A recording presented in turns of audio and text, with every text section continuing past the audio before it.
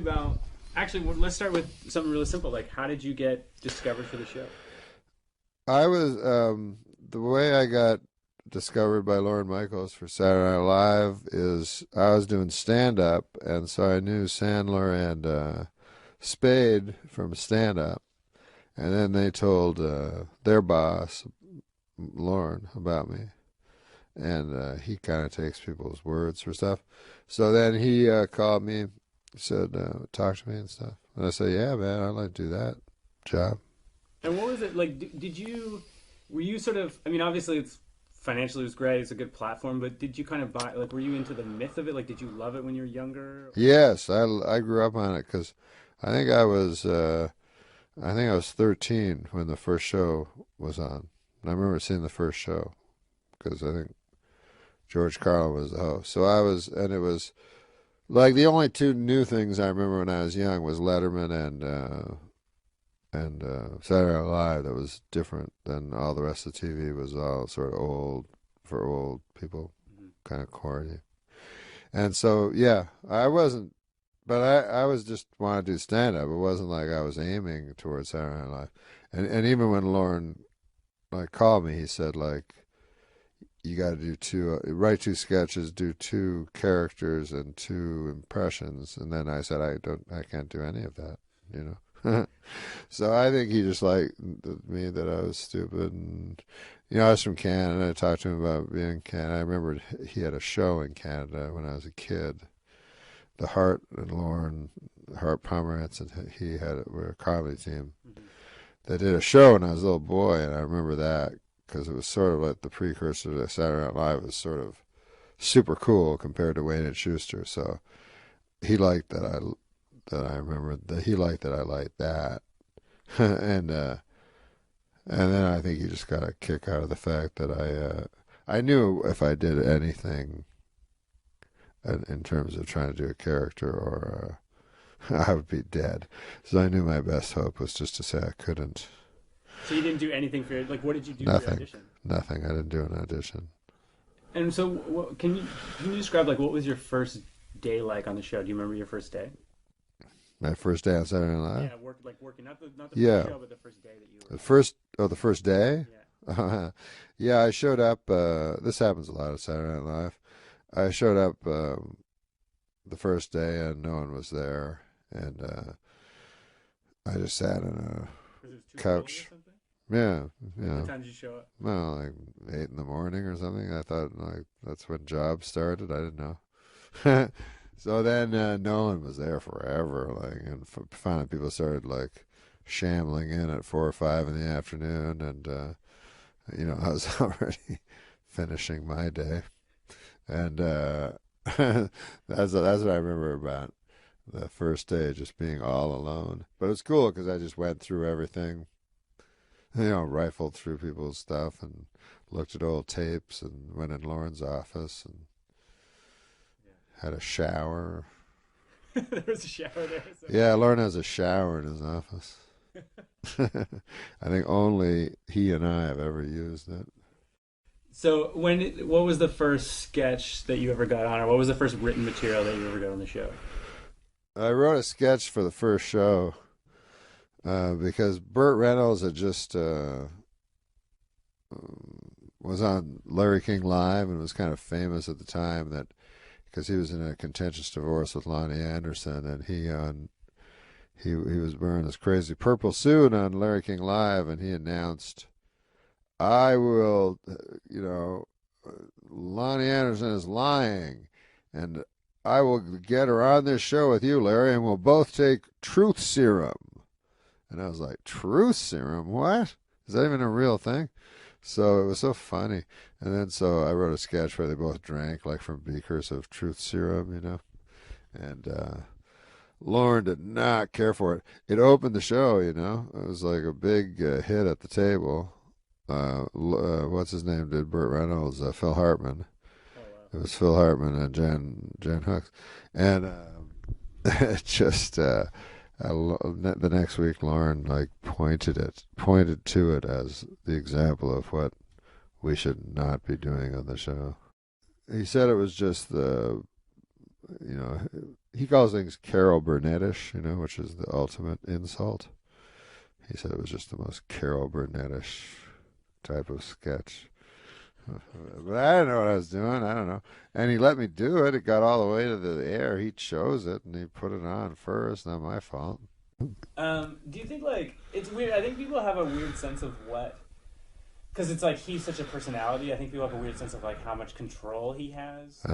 At the time when you were working there, like what? Because it's like he didn't like that sketch and yet it still was first. Like how Right. much control did he actually have in terms of the actual shaping of the show?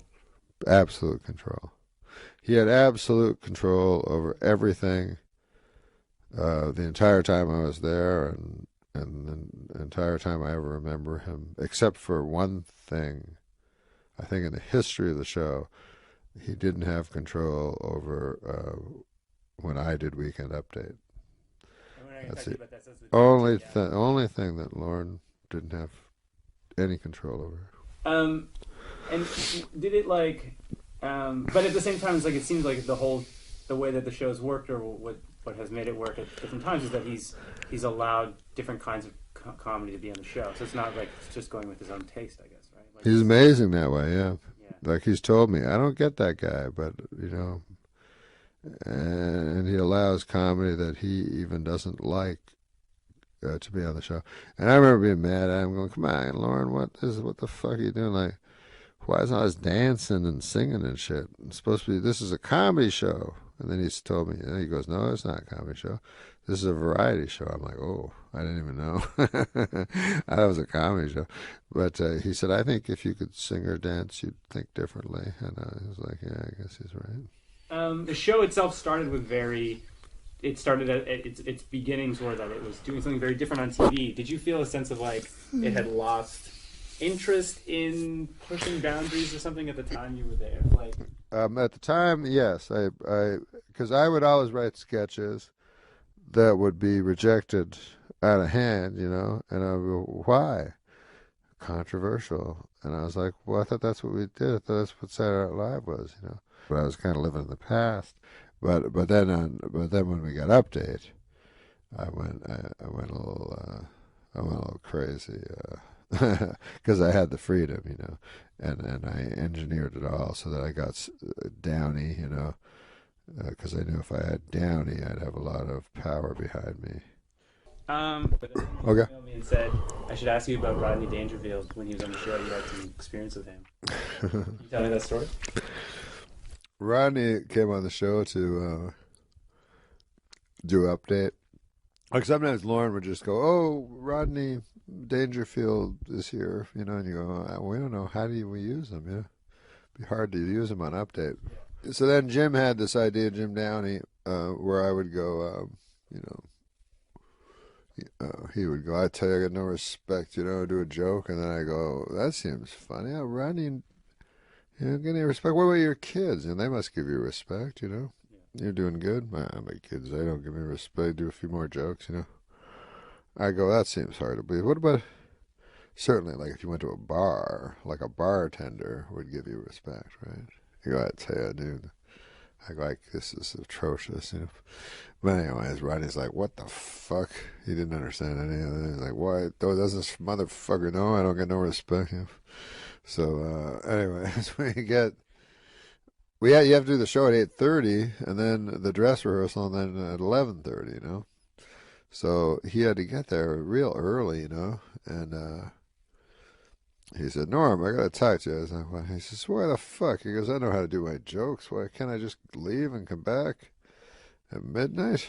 You know. I'm like, "Well, I don't know, Rodney. Like, you have to do the dress rehearsal. You know, they make us do the dress rehearsals." He goes, "I don't mind." Yeah, he goes, "I don't mind fucking act. I've done it a million times." I go, "Yeah, I know. I don't know what." So then he goes. Then he said, "I tell you, we were all alone, you know, and Rodney was like my hero and stuff." And he goes, "I tell you, kid, it's all waiting, you know." He goes, "Just fucking waiting, just, you know."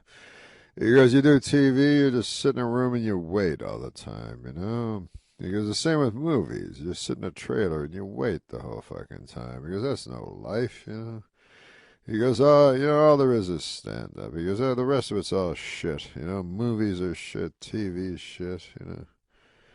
He goes, always remember, kids, just stand up. So it was very like moving and everything. And then he goes, he pauses, and then he goes, stand up is shit. You know? And so then I was staring at him all alone in a room, and after he's told me everything in the world is shit. But that was Rodney, man. The heaviness, that's what I always say. Oh, the heaviness, Norm. The heaviness, you know. How old? He would have been really old at that time. Yeah, I guess the thing with Rodney is he didn't make it till he was like 50 or something, so he didn't care for that. You know, he didn't like all the other people getting the fruits of show business, which to him were just drugs and women. You know, he came from that era where it was like, broads, I tell you, booze, you know. So he didn't like that he had to wait till he was older to get that.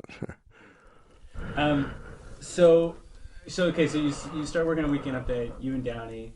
Tell me about what did you learn about writing from that experience? Like you guys were. Was it pretty much just the two of you at a certain point? Yeah, me and Dan. Well, we decided like very early on. Like I was like, let's just.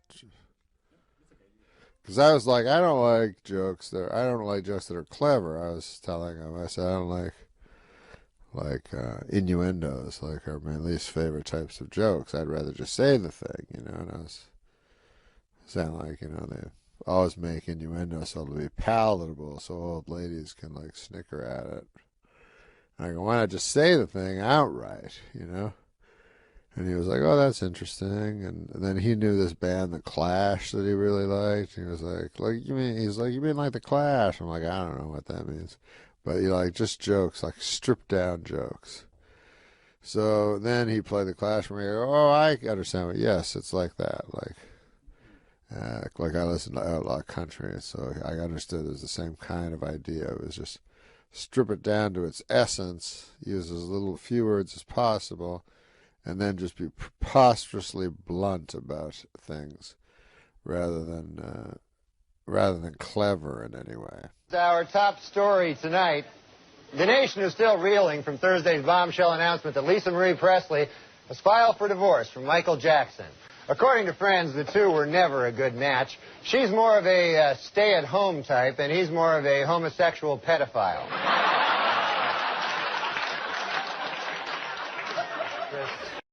So we decided to do that, and because we really wanted to do something different, because there were so many monologues, and then I also wanted to do a lot of non sequiturs and stuff also. So we very quickly had the idea of anti-pandering, you know, where the audience was sort of our enemy, you know, the studio audience, or at least not complicit in the whole thing, like they sometimes would be for the rest of the show. So I think, you know, Update suddenly became sort of like, didn't seem like the rest of the show, you know, it seemed like a thing within the show that wasn't like the rest of the show that you were watching, you know. So people either liked that or they disliked it. I don't know. And but that was the original. That was the origin of the kind of idea behind Update. You know, since then I've seen jokes that we sort of made up, because I was always like, let's think of new ways to say jokes that haven't been done before. Since then I've seen that done, like in mainstream, and nobody really seems to care anymore. But at the time, like, it was confrontational to the audience. I was a kid, right? So I would have been like 10, 11. Oh, goodness gracious. But it was thrilling, right? Like for me, it was like very thrilling. Oh, that's cool. Very visceral almost. You know what I mean? Oh, that's cool. That's what we were going for. We were trying to like go over the studio audience's head and to the people at home, kind of. Because I was always saying to Downey, I like watching stuff like, especially Letterman, like, where it seems like me and him got it and nobody else did. You know what I mean? Like, kind of thing. Like I was like, I don't care if nobody's laughing, Dave. I like it, kind of idea. And why do you think that you guys were allowed? Like, why do you think that you two were allowed to sort of have that kind of freedom and be so distinct from the rest of the show?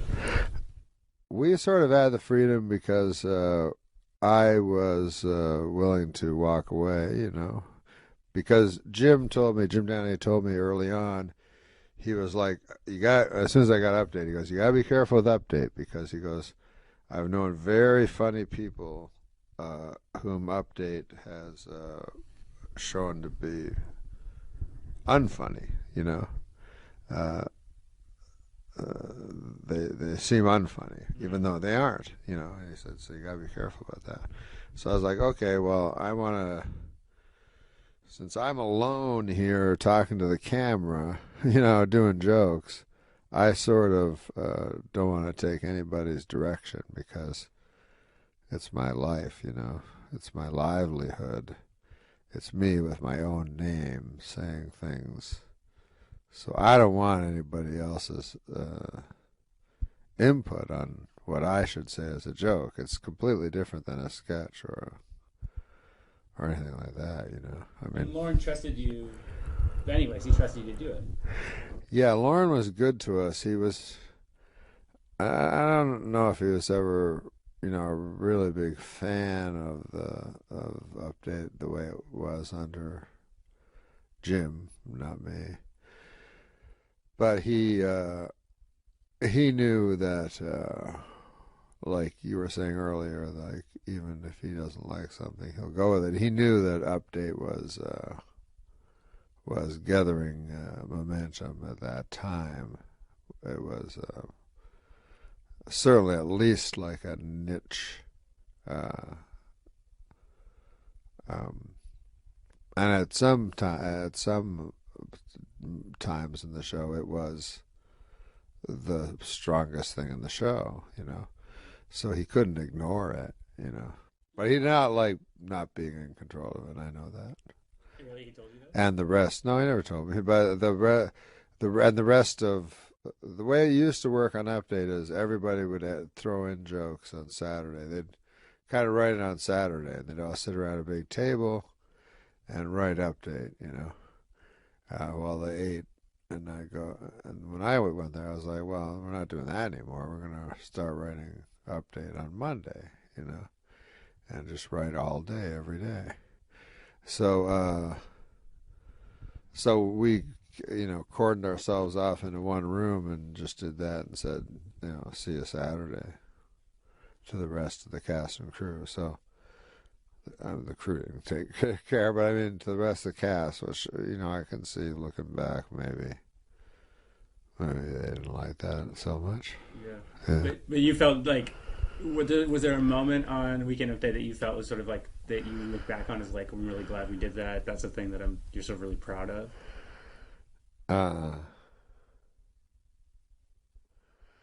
I liked, we would do a thing where the punchline would be like, Michael Jackson is a homosexual pedophile, something like that. I liked that.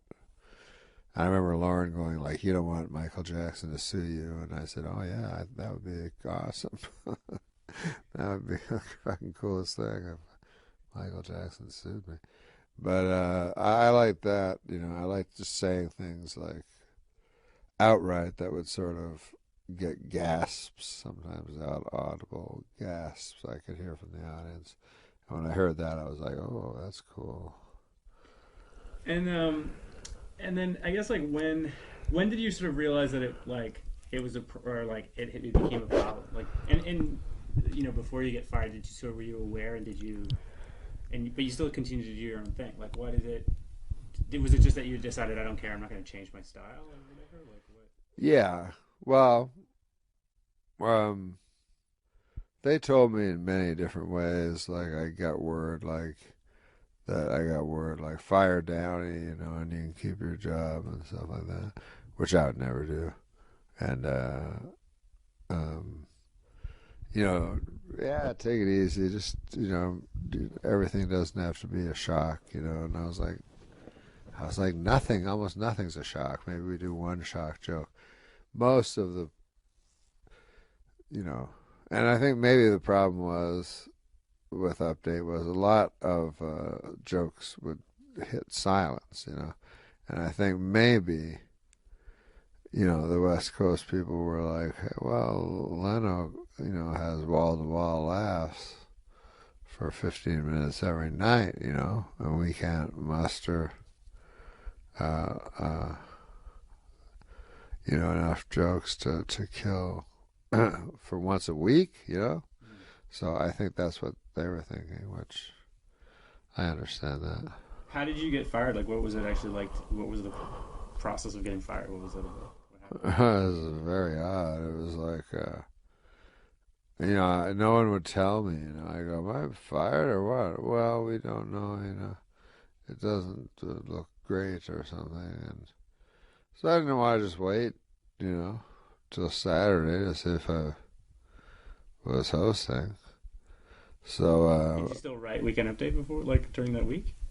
yeah, I thought we were still the host. And then I was told to phone Don Ohlmeyer, who was the president of the network, which was really odd because we were talking about like a fire. He didn't even want to fire me from the show.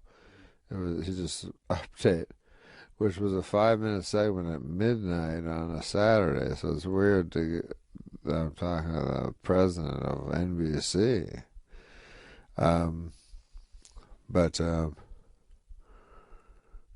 But yeah, I phoned him and I said, because this is what they told me. They said they liked me, but Ohlmeyer wanted me fired. So I said, yeah, I just want to make it clear. I just want to understand. So everybody here liked me,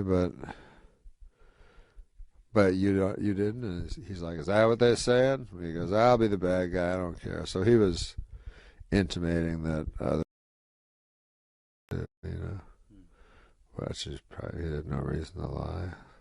How did it feel? Was it how did it feel? I mean, was it strange for you not to work on the show? Like, what was that first week like when you were not on the show?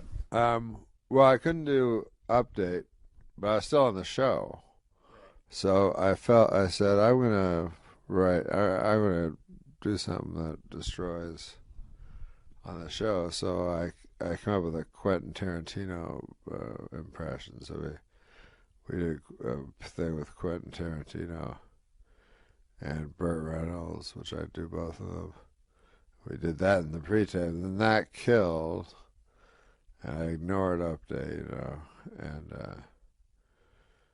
well, no, the first week actually, and then I'm sorry, but then I wanted out. I was like, okay, that's enough. You can fire me now because it's too humiliating. You know, it's a big story in the paper that I'm not on Update. Now I have to be in sketches, and you know, it's all self-conscious for everyone.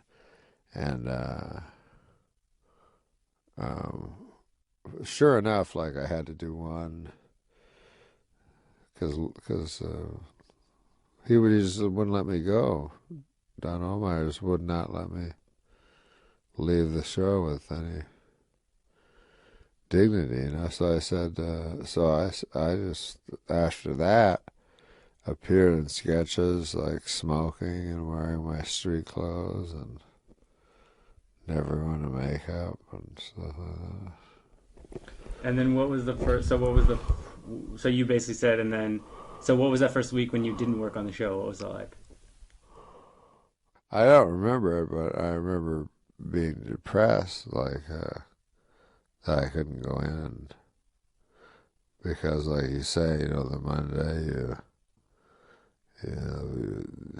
phone the host, and then Tuesday, you know, you have a whole fun routine, you know, which I could have reverted back to and just ignored Update, but I don't know, I felt like it was